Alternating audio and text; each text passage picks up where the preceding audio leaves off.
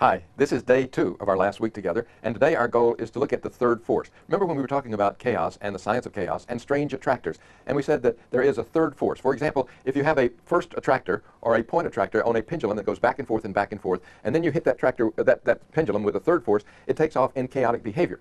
And the attractors that explain human behavior are called strange attractors because they explain the strange behavior of human beings. Let's go over here to the board for a moment and let's look at these. The first thing is we'll talk about space 1, which is our reality here. This is our thinking. And in our thinking, we're always thinking and dreaming about something that we want to have. This is the car I want to buy. This is the trade I want to make. This is what I really want from life. This is our goals. This is our dreams. And this is what we use our brain for. Then we decide that once this happens, we meet up with something that's called resistance. Another word for resistance for most of us is reality. So we meet up with reality here, which tells us that we can't have what we want most. This is our space 2. And this is horizontal. This is linear science. This is classical science. And what we want to do is take in the science of chaos, a non-linear dynamics. Whenever we think of something we want, it always goes with resistance. And what we're really talking about is the difference between power and force. Another way to say this, and we don't want to get too metaphysical here, but let's talk about what really is happening. This happens at the physical plane. And this is where things really happen. Now, this happens at the mental plane, or let's call this the super-physical plane. And then there's another plane up here, which we will call, and we're calling this for lack of imagination of anything better, and don't read anything into this. This is the metaphysical plane. So that's the underlying structure. This is the metaphysical plane, this is the superphysical, or the thinking plane, and this is the physical where things happen. And what happens is that this is causative. So the things that happen are caused by the underlying structure.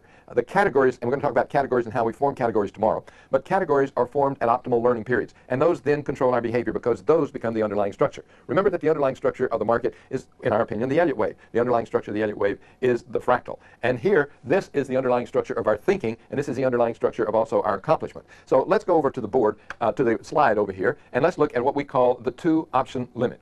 What we're looking at are things that keep us out of our zone. We want to get in the zone and play in the zone. And the 2-option limit is win or lose. That's a trap. We think in those 2 options. We're either going to make money on this trade or we're going to lose money on this trade. What this does then, this creates first force thinking, which is wishing. And in wishing, let's introduce another concept, which is a willingness to win and a willingness to get in the zone. Because if we get in the zone, we're going to create risk. Remember, we're letting the new incoming information organize itself. Let me give you an example. Let's test your willingness. I'm going to make a deal with you, and that deal is I'm going to buy you a first-class ticket to Las Vegas, Nevada. I'm going to give you $10,000 in cash, and here's my goal. I want you to go out there and lose all of that $10,000 and then come back. Are you willing to do that? And just think of what your reaction to that is.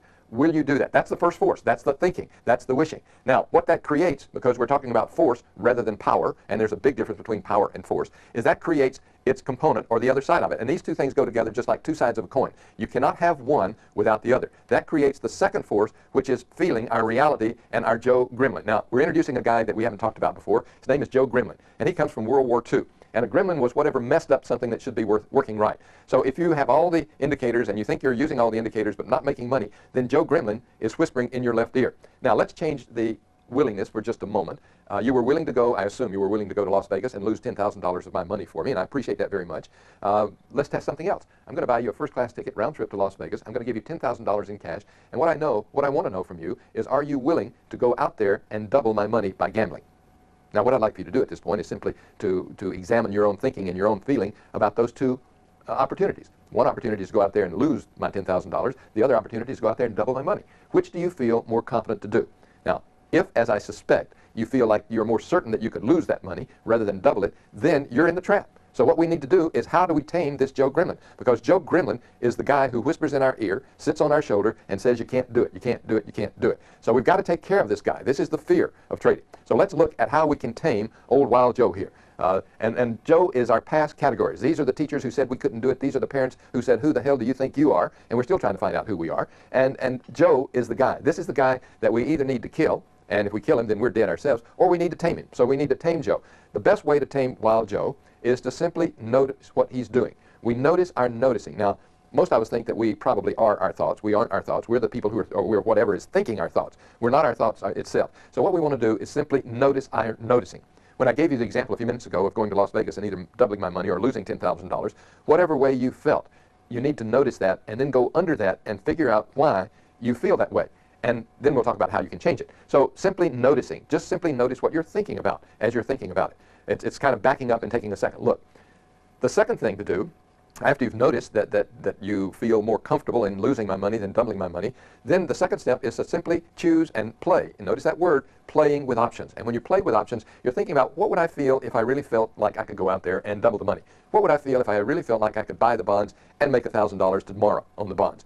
We're playing and choosing with options. Nothing real serious, but then we come to the really serious part, and that is being in process. And when you're being in process, the only way you can be in process is to be here and now. And being in process allows us to create change and allows us to go to the third force. Now let's look at that third force again. Remember, we have the physical, the superphysical, and the metaphysical, which is things and thinking, and then the thing that cause the thinking. So we have thinking, which is our first force, and remember, this is a two-edged sword. It's two sides of the same coin, because anytime you're thinking of something you want or something to do, there's also the resistance. I want to buy that new car, but geez, if I took that money and put it in the stock market, what would happen then down the road? What we need to do is to understand that knowing more and more and more about the market does not get us off of this plane, because you can have all the knowledge in the world and still not be a successful trader or speculator.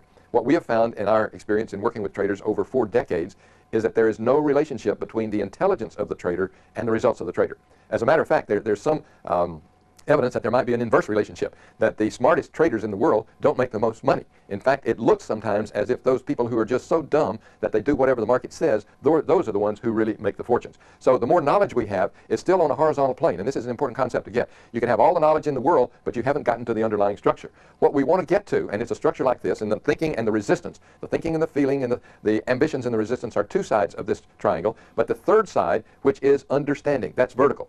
That's not knowing more and more of what's so, but it's understanding what's so. And remember that understanding is a camouflage word for control. So when you go into the market and you're having a hard time and you call your buddy and you say, geez, you know, I don't understand this market. What you're really saying is, I don't control the market, and what you're saying behind that is simply, I don't control myself. We're working from old categories. So if you have understanding of the situation, understanding of yourself, and understanding of the market, what that always produces is good feelings.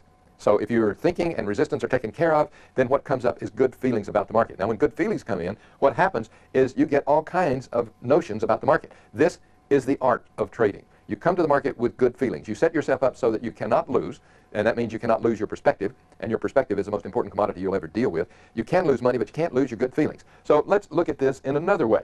What this thinking and resistance produces are duality. And the duality is what you experience when I ask you to go to Las Vegas and either lose money or win money. The duality inhibits your performance. And let's go back to the triangle, and let's go back to this understanding. And the understanding allows you to get with reality, and you can create your own reality. Because, and this is one of the truest statements I think has ever been made about the market, and that is that each one of us at a very, very deep level decides exactly how much money we're going to let the market give us. So we want to get out of this duality down here between thinking and resistance and into reality. And one way to do it is to start at the top, to start with good feelings. Don't trade. Get out of the polar thinking, and let's look at polar thinking. What is polar thinking? Well, polar thinking is what we started off with. That's thinking about content. That's thinking about winning and losing. And content is always in the past or the future.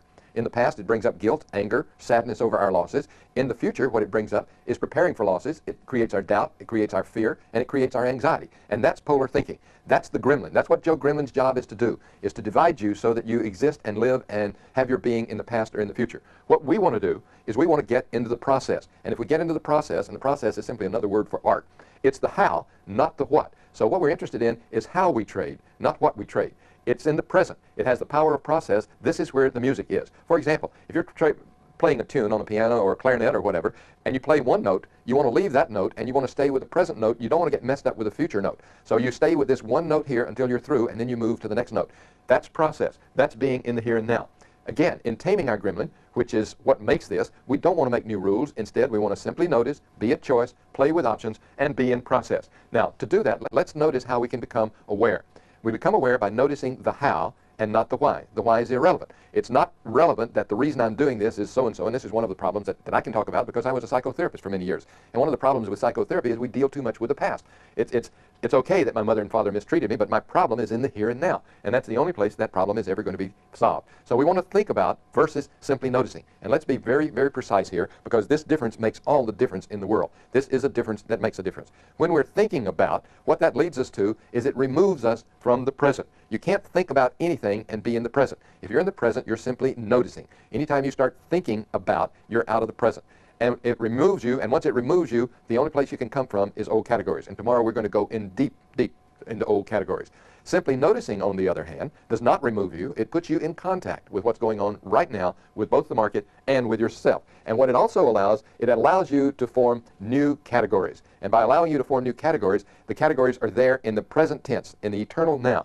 And what that permits is, remember the old slide way back in week 1, you saw this slide, and over 90% of the people who see this slide, they read this as opportunity is nowhere. What we know is that opportunity is now here. And in this last week, and we only have 3 more days of this last week, we want to make it very clear, being in process, being in the present is the key. And to sum up week 12, end of day 1, let's sum up by saying that what we want to do is stay in the present and practice this using only present tense in your talking for 3 hours, and then move from that to thinking only in the present tense. Watch your thinking very carefully, because if you don't think in the present tense, it removes you and it condemns you to your old categories. And we'll see you tomorrow. Make sure you keep up with your daily pages.